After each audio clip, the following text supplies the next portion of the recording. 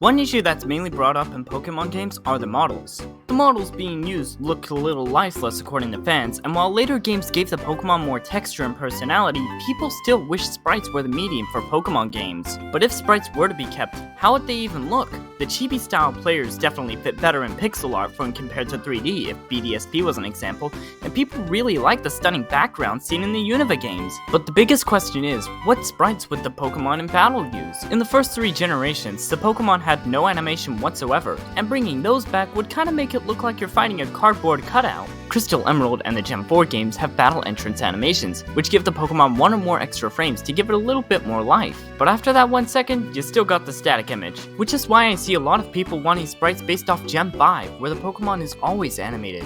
I gotta say, that's probably the best option if Pokemon went back to sprites. In fact, fan games like Gamma Emerald go with this style. It does have a few issues that I'll mention though. These sprites are actually split into separate parts, rotated and scaled to make it look animated, kinda like Flash animation. On a normal DS screen, you can see a bit of rotation and scale tearing, which can either make or break how good a sprite looks. You could use totally legitimate software to increase the resolution, but then you get these parts that aren't pixel perfect, which would probably not look good to people with OCD. Also, knowing some fans and critics, they'd probably still criticize the return of sprites because it doesn't line up with other AAA games or something like that, so I don't know. I see a lot of fans' preference over the stadium models, even if some look uncomfortable, like, I still shudder at Crobat's teeth. What kind of sprite or model do you prefer? Let me know.